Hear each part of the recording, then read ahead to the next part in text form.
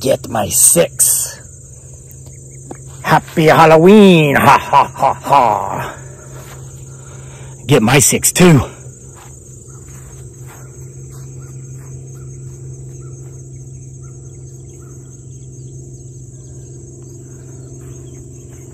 All right, guys, showcasing shirt number 3 sent to us by the Howard family, since I was able to get a hold of it after it had been cleaned and dried before my beautiful bride Dearly, aka Giggly Girl, did. She loves to wear my clothes around the house. I love the Homestead in pajama pants. But guys, we have something very special today. A reading from October Nights. I know, I hear you, you're like, Crazy Lake, didn't you read all those stories last year? Nope. There were a few that I didn't read because they weren't necessarily appropriate for this platform. But just this year, YouTube eased up on their restrictions in regard to foul language and adult situations, adult themes, and adult humor. Now, as I come across the bad words in this story, I will attempt to edit them out on the fly. Know that in the book, they're there. Okay, so if you don't like hearing stories that have adult material in them, you know, like people kissing each other, don't listen to this video. Go ahead and click away now. If you don't like stories that have arrogant, God complex, narcissistic, PhD wielding college professors in it, if you don't like those kinds of people, you'll want to hear the story. Stay tuned. You'll understand at the end. Today, as of this recording, is October 15th. And so, as you know, for the thousands upon countless numbers of you who have bought and read October Nights, there's 31 tales for the Halloween season. It's for a reason. So we go to October 15 today, and we read a story called Dr. All Hallows Eve. Again, if you listened to these stories last year, you didn't hear this one, but the good news is you get to hear it today. So, with no further ado, as my beautiful bride Dearly, aka Giggly Girl, would say, let's get to the story. October 15, Dr. All Hallows Eve. You, Doctor, what do you think? Huh? The sophomore sitting in the first row of Dr. Holt's History of World Cultures class said, realizing he was being called on. I asked, Doctor, what do you think about any possibility of spirits actually coming back and walking the earth on All Hallows Eve, a holiday we refer to as Halloween and which takes place the night before All Saints' Day? Is it possible that this happens? Oh, the kid said. He didn't come to class with a hangover like usual. He came to class still drunk from the night before. I guess anything's possible, he said, barely hearing his own words over the buzzing in his ears. Doctor, Dr. Holt said, shaking his head as if disappointed. And I'd had such high hopes for you. You there, Dr. Holt said, pointing to a beautiful young girl in the third row. Though she was young enough to be Dr. Holt's granddaughter, he was keeping his eye on her because she was smoking hot. And though he was old, at almost 70, he was still a man and he was still healthy. And unlike most of his counterparts his age in academia, he could still get it up, even without the use of the little blue pills. What do you say? Me? The girl said, sheepishly. Dr. Holt thought her name might be Sarah, but he could never remember, because he never focused on her name. Yes, he said, you. I don't believe in any of it, the girl said. Finally, Dr. Holt said, happy with her answer and making sure to be just over-dramatic enough to flatter and groom the young co-ed in the hopes his perverted fantasies could materialize into more perverted realities. Someone who can think. He could see the girl perk up as a result of his methods. And tell us, Doctor, why do you not believe any of it? Because it's not in the Bible, the girl said, and Dr. Holt felt the slight stiffy that had been forming in his pants lose blood. If it's not biblical, I don't buy into it. She sat even more straight now, hoping for another compliment from the aged professor, but it was a compliment that would not come. You then, Dr. Holt said, pointing to a redhead he almost found attractive, sitting in the second row. What she lacked in face, as Dr. Holt saw it, she more than made up for in body, and he'd kept her as his plan B, in case Little Miss Perfect, who obviously turned out to be Little Miss Bible Beater, didn't pan out, and she hadn't. Is it possible for anyone to come back from the dead for any reason at all, let alone to walk the earth and take revenge upon those who had wronged them in life on All Hallows Eve? I didn't know that's why they did it, the girl said. I thought like they were just allowed to come out for 3 days, like a vacation. What's your name again, Doctor? Dr. Holt said. Tina, the girl said. Well, Dr. Tina, Dr. Holt said, according to a Christian minister, and Dr. Holt made sure to look over at Little Miss Bible Beater when he spoke these words, before looking right back at the red-headed girl's breasts, hoping he was far enough away from her for her to think he was looking her in the eyes. The reason the spirits come back is to take revenge on those who'd wronged them in life. And it's the reason this Christian minister believed people started wearing masks, to hide from the spirits of the people they'd wronged. Wow, Tina said, and she was genuinely enthralled. Dr. Holt was confident he could get in this girl's pants before the Thanksgiving break next month. You, Doctor, Dr. Holt said, looking at a young man named Bruce who was sitting in the front row. What are your thoughts? What I want to know, Bruce began, is why you call everyone doctor. Well, Doctor, Dr. Holt began, we are in academia. And when in academia, when one does not know someone else's highest level of education, one calls one doctor out of respect, as it would be terrible to call a man or a woman with a PhD or an EDD, Mr. or Miss, or Sir or Ma'am, and then find out they actually have a doctorate degree. Dude, Bruce said, we're all sophomores. This is a required class in history of world cultures. None of us have PhDs, and I think you know that. Dr. Holt chuckled to himself, making sure he did so just loud enough, however, for the entire class to hear it. You, Doctor, he then said, assume quite a bit. Why, there could be a doctor sitting in this class right now working on a doctorate degree in another field. Bruce stood up and said, does anyone in this class have a doctorate degree? If so, please raise your hand. No one did, and Bruce sat back down and gave Dr. Holt a look that said, I told you. I think you're a pompous ass, Bruce said then, and I think that if people want to believe that spirits come back and walk the earth on All Hallows Eve to get revenge for any other reason or for any other reason, that's their right. And I think if people don't want to believe it because it's not biblical, then that's their right too. Dr. Holt felt his blood heat up a notch, not because he was being challenged or insulted, but because he felt as if he knew exactly what Bruce was doing. Bruce was 20 years old, a member of the small college's football team, and by coming to the defense of Little Miss Bible Beater, he was probably going to get that virgin piece of, bad word, that Dr. Holt himself had had his eyes on, not even realizing it was that he actually lived according... that she was a girl who actually lived according to her Bible-beating beliefs, rather than just preaching she practiced, Dr. Holt thought. I disagree with you, Dr. Holt said. Classic academic cop-out when unable to argue the facts. Then prove it, a girl in the fifth row said.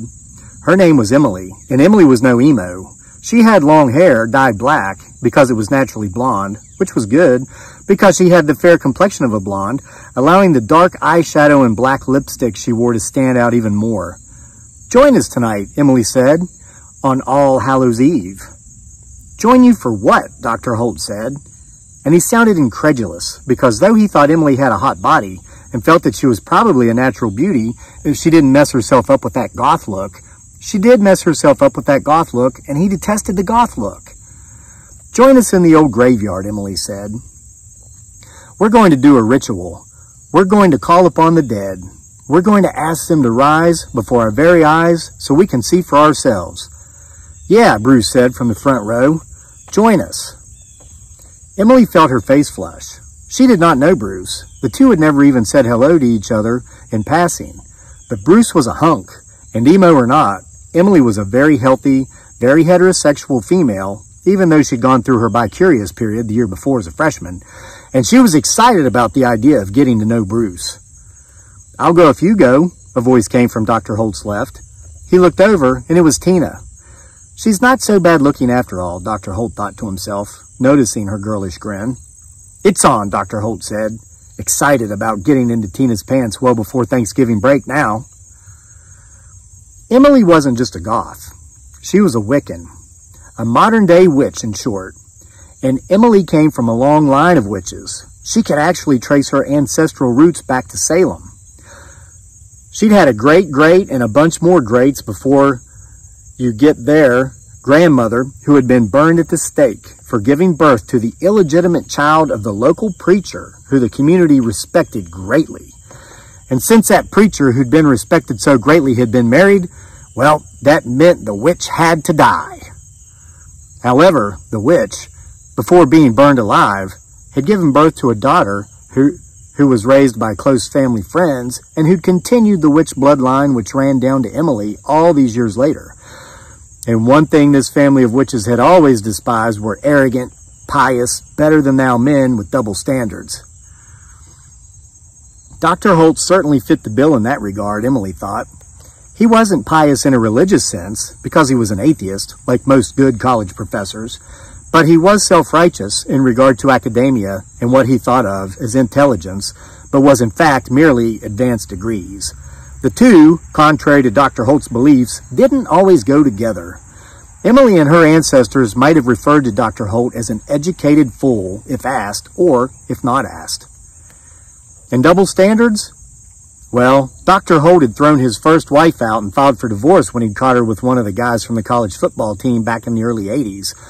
Just another reason Bruce had drawn his ire. Ironically, it was on the same day he'd snuck out of the freshman dorms after just having had all out, you know what, with a little cutie from upstate. But what was good for the gander was not good for the goose in Dr. Holt's book. So he sent that wife of his packing. It was back to the farm for her, since she dropped out of college only the year before to marry him and had never finished her degree. Through the years, Dr. Holt had had his way with many co-eds. They'd all been willing. I mean, hey, what an easier way to get an A. Except one. Karen. Karen happened in 1995, and Karen hadn't been too willing. Not willing at all, as a matter of fact. If Dr. Holt were to be honest, if asked, he would say that Karen had been the hottest girl he'd ever seen walk across his or any other college's campus. She didn't stand out in any way exotic. She was a fair-skinned girl with big brown eyes and dirty blonde hair. She had a body made for adult film. And man, did she just naturally know how to sway her hips with every step she took. Everybody watched Karen when she walked by. Sadly, for Dr. Holt, Karen was a lesbian. He felt as if he hadn't stood a chance. But after seeing this beautiful goddess sway those hips as she passed him in the halls and on campus day in and day out, and seeing her sitting in the front row of his class for the first half of the first semester of that year, Dr. Holt couldn't stand it anymore. He was going to have Karen, whether she had a girlfriend or not, and he was going to have her now. At least now, on that day back in 1995. "I need to see you in my office, Karen," Dr. Holt whispered to her at the beginning of class on that October afternoon back in 1995. "About your last paper. Come to my office at 5:30. Karen was only a sophomore, and she thought that the time Dr. Holt had set to see her was after office hours. But she was afraid that perhaps he was going to accuse her of paying someone to write her last paper for her, because she had, so she didn't offer a rebuttal. All she said was, "Okay." Karen arrived at Dr. Holt's office at 5:20, hoping to make a good impression by being early. She wasn't surprised to see that there was no one in the entire building except Dr. Holt and herself, because it was Friday, and it was college professors who worked in the building, and they did have a tendency to go home at 2 o'clock Monday through Thursday, and even earlier on Fridays. "I could tell a difference in the writing style of this paper and the last one you handed in," Dr. Holt said to Karen after she sat in a chair across from his desk in his office. He'd shut the door behind her after she'd come in, and unbeknownst to her, he'd locked it. "What are we going to do about this, Karen?" Karen knew she'd been caught. It was the third paper of the semester, and all 3 times she'd paid different students to write all 3 of her papers. She never stopped to think that people's writing styles were different, and that she should have stayed with the same paid help. "I can explain," Karen said, trying to figure out her lie as she went along. "There's no need, child," Dr. Holt said, sitting down in the chair beside hers. He'd never even made it back to behind his desk. "We can work something out. He then placed his arm around her neck, and he leaned in to kiss her. "I'm a lesbian," Karen said, pushing his chest with both hands. "I'm sorry, but you've got the wrong co-ed this time, you effing perv." Without even thinking, instinctively, Dr. Holt punched Karen in the face, surprising even himself, as he had always considered himself a pacifist. Hell, the whole reason he even got a PhD and had gone into academia was because he wanted to stay in college long enough to avoid the draft during the Vietnam War. But here he was, punching this beautiful young lesbian all these years later, and having his way with her while she was knocked out. When Dr. Holt had finished, he came to his senses and he knew what had to be done. Karen must be killed and her body hidden. And that's exactly what happened. "How about we let you do the honors then, Dr. Halloween?" This is modern day. We're back into modern day. It was Emily. She, Bruce, Tina, Dr. Holt, and about half a dozen of Emily's goth and Wiccan friends were in the small graveyard that sat atop a hill on campus. It was the family graveyard of the family who'd owned the land and used it as farmland before the college bought it. 4 generations of the family's members were buried here, as well as, and unbeknownst to anyone but Dr. Holt, the skeletal remains of a beautiful 20-year-old girl who'd had her life taken from her way too early back in 1995. Her body had been buried on a dark night in October, 4 feet beneath the earth that covered the grave of one of the property's original owner's family members. "I prefer Dr. All Hallows Eve," Dr. Holt said, hoping to impress Tina. He looked at her after he'd said it, and he could tell she was impressed. She was looking at him as if he possessed great powers. Bruce and Emily were looking at him as if he were a fool. Dr. Holt began reading from the script that Emily had handed him. It was an old spell that was alleged to call out specifically the spirit of someone whom the one reading the spell had offended or wronged in the greatest of ways during their lifetime. But Emily had conveniently neglected to tell this to Dr. Holt, who was now, in his arrogance, referring to himself as Dr. All Hallows Eve. The not-so-good doctor read the words in Old Latin. It was well past dark, and the night air was chilly. A fog had set in, making for the all-around perfect Halloween atmosphere. "There," Dr. Holt said when he finished reading the spell. "I've said it. I've said it all, and there are no spirits among us. None have come back to walk the earth for 3 days, and certainly none have come back to exact revenge." As Dr. Holt finished speaking, he glanced over at Tina, certain she would now be unbuttoning her blouse, inviting him to touch her breasts, as he'd fantasized about doing all day. But what he saw was not a marginally cute red-headed girl with a body built for sin undoing her blouse buttons. He saw a young girl with a face full of fright, and she was looking just over his shoulder. Dr. Holt turned around, and there, standing in the dim light of the battery-powered Coleman lanterns some members of the group had brought with them to the graveyard, was an apparition. It looked like fog or mist, but one thing for sure, it also looked like Karen. "Karen?" Dr. Holt said, unable to believe what he was seeing. Karen said nothing. She moved forward, closing the distance between herself and her murderer. Soon her nose was touching his nose, and finally she spoke. She said, "Take me." And she parted her lips for a kiss. And as creepy as the whole thing was, Dr. Holt was such a perverted creep, he actually parted his lips and stuck out his tongue to French kiss the apparition of the young girl he'd raped and murdered so many years ago. But Karen exhaled, breathing fire and poison down Dr. Holt's throat, stopping his heart instantly. And Dr. Holt, slayer of more than 100 young co-eds through decades of being a creepy, perverted college professor, dropped dead in the graveyard. Bruce and Tina had no idea what they just witnessed, but they saw Dr. Holt lying on the ground, still twitching, so they both pulled out their smartphones to call 911. Emily and her Wiccan friends knew exactly what they just witnessed, so they stood by idly, doing nothing but grinning and chuckling amongst themselves. The paramedics would later arrive, and Dr. Holt was dead as a doornail when they did, and it was all written off to a sudden heart attack. Dr. Holt had been in relatively good health for his age, but at his age, one can go at any time, especially when one reads certain spells of witchcraft in graveyards on dark, chilly Halloween nights. The end. Just one of 31 tales for the Halloween season from October nights. I did make a playlist last year, so if you want to hear the majority of the other stories in this book, go view the playlist on our, from the About page or homepage from our YouTube channel. These are available for sale on Amazon in print and Kindle, or from our Etsy store. And if you get them from our Etsy store, I personally autograph them, and you get one of these really awesome bookmarks that says, Crazy Lake and Bigfoot Sasquatch always have my 6. And now, with that, now that story time's over, I'm going to go see if I can find anything creepy around here. See you for more next time.